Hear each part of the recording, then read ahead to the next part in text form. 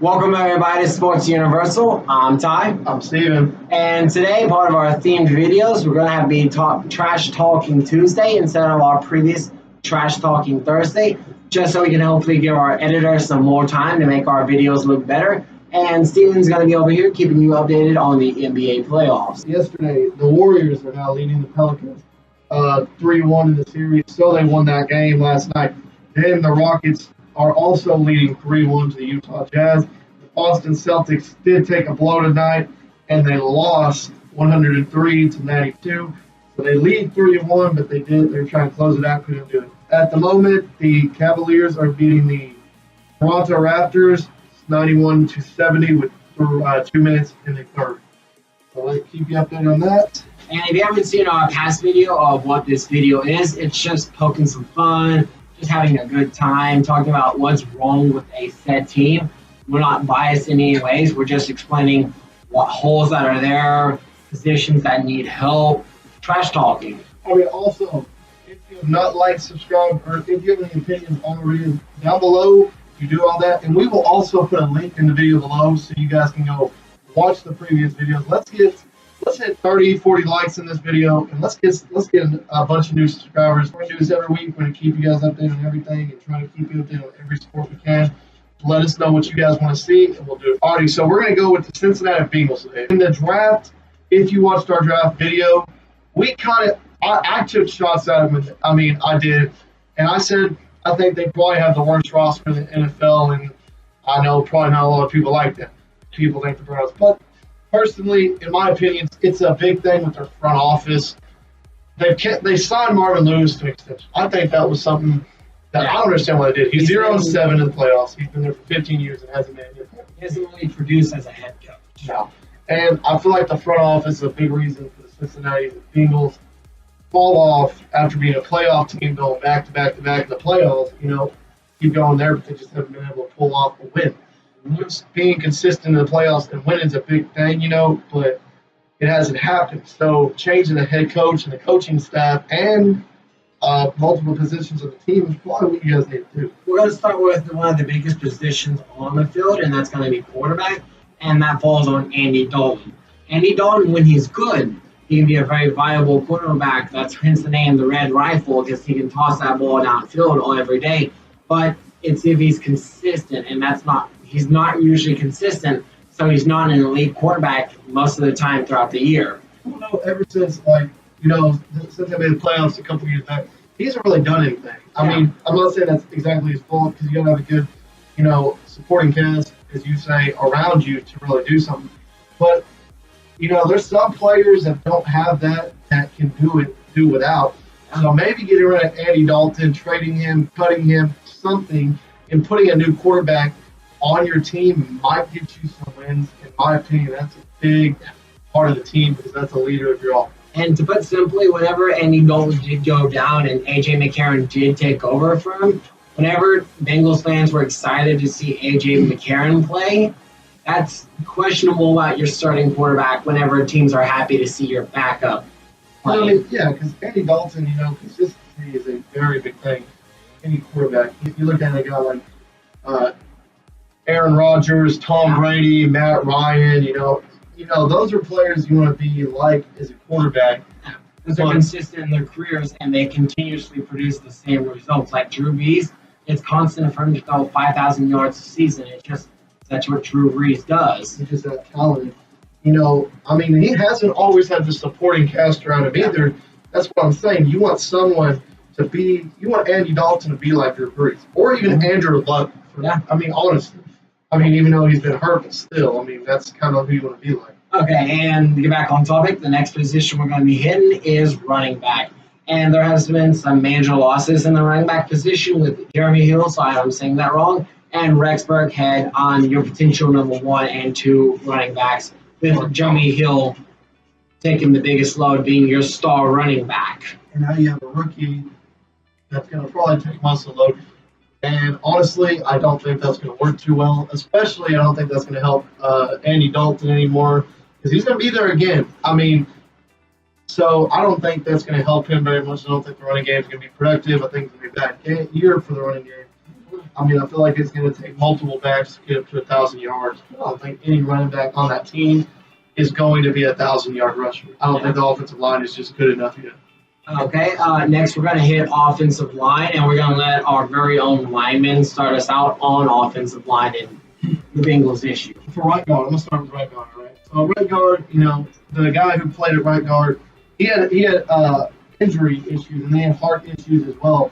So on top of that, the backups that are under him, they played well down the stretch whenever he was injured and out. But the thing is are they good enough to start a whole season and be consistent for 16 games? Plus, we saw like the Brock Osweiler situation when we saw such little of him starting from when Peyton Manning was injured, and then he just went skyrocketing in popularity. You have to wait about a full season worth to see if a player can hold that starting spot or if it was just a fluke. I mean, it's different from it's a whole different story. Starting from week 1, ending in week 16, and if you make the playoffs, instead starting like week 12, week 13, and then playing. I mean, some people are better if you just throw on in there. Some people are. Osweiler, he's one of those guys, like when he played for Denver last year, it was against the Colts, and he had a very good game. So if you watch his highlights on that game, he played really well. Yeah. He's one of those guys that if you put him in the game, he can be good.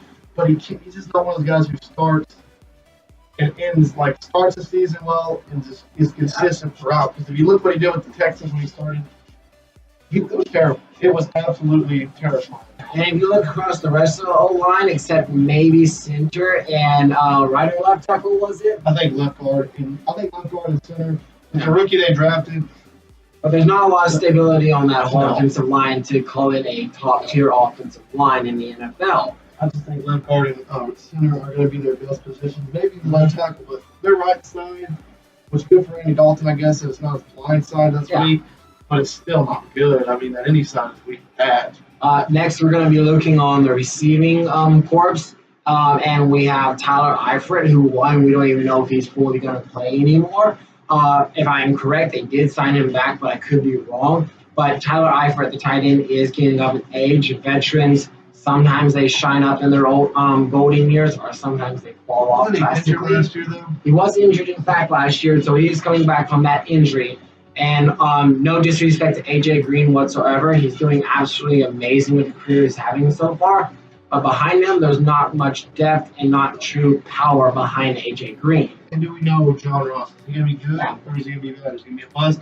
The thing is he's fast. He'd be a real good slot receiver, but he's not nothing like AJ Green does, probably Julio Jones or Antonio Brown. And John Ross didn't even start the beginning of his rookie career because he was coming off from injuries that he took from running his 40. So even before his first career start, he was injured. So that's not a good start. No, I mean, honestly, man, it's like, is he going to be consistent? Is that injury going to bog him? Yeah. Is he going to be able to, when AJ Green decides to hang up his cleats, is he going to be the guy who you rely on? Because they put a first-round pick into him 2 years ago. Correct.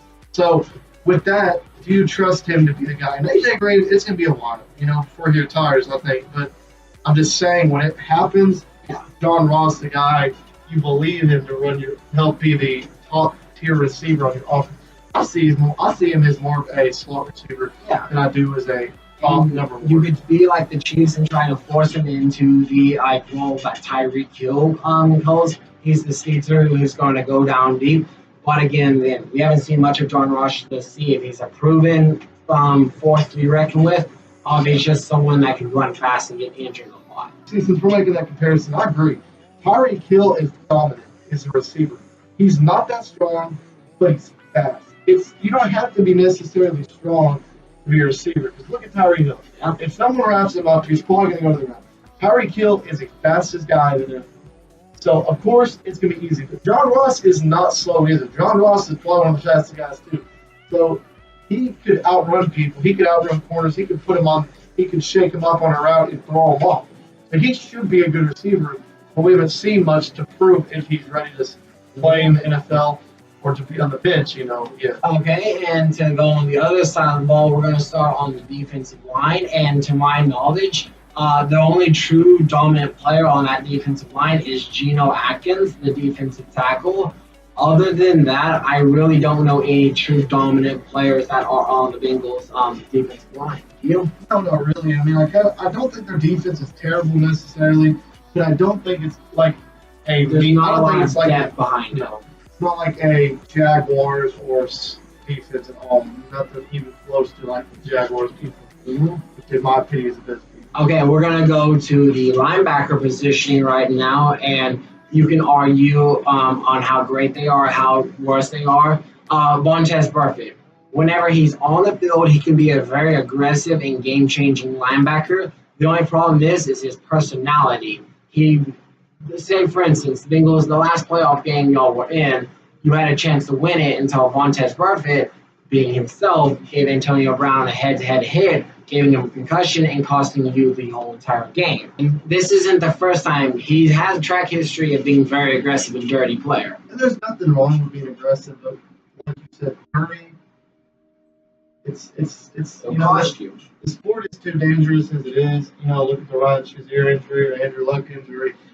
Bo Jackson, when he played injury, there's too many injuries for you to play dirty. So I'd say Vontaze Burfict, or however you say his name, he's a guy I would trade him on now because he screwed you over in your last game, your last playoff game. So why keep him? I mean, he might be good, but shots like that, if you make the playoffs and it happens again, it costs you a lot, man. Those shots, and he can cost you a game that if you win the game, you make the playoffs. So why do you keep him around?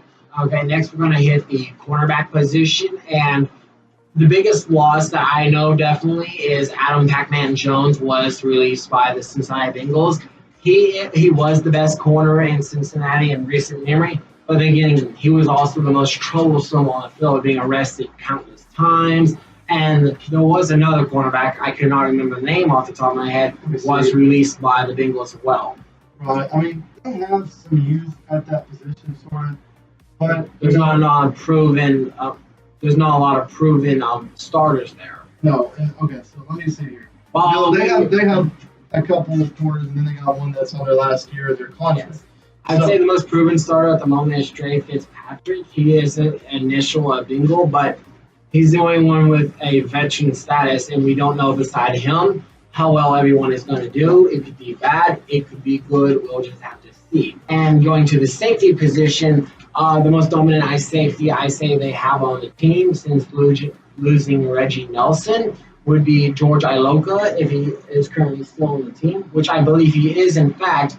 But even then, that is a veteran safety who is losing his step slowly but surely, and there's not much depth behind those two. It comes to the point where, like, you really have, like I hit on before this video, on other videos, where free agency is a big deal, man. There was safeties, there was corners, there was linebackers. You guys got to take some shots. You got to sign some players because the draft is rookies. Yes. Whether they're going to be a bust or they're not going to be a bust. These guys in free agency, you have an idea of what you're signing. Yeah, and that falls onto the front office ordeal. So to put it roughly on how we sum up the Cincinnati Bengals for a Trash Talking Tuesday, it's offense needs more stability on offensive line, needs more depth on running back and maybe quarterback, and receiver would not hurt as well. Just depth is a major issue for the offense. Wouldn't you agree? I completely agree. And for defense, while there are some star players, the majority of those star players are aging veterans, are people with troublesome issues off the field instead of on the field. So depth and maybe revive get some youth on that team for the defense. And lastly, for the front office, get a new head coach that isn't Marvin Lewis and be more active in the free agency and know who you're drafting. You have an idea. All right, you guys. So we're going to go. You guys have a great night. I'm Tom.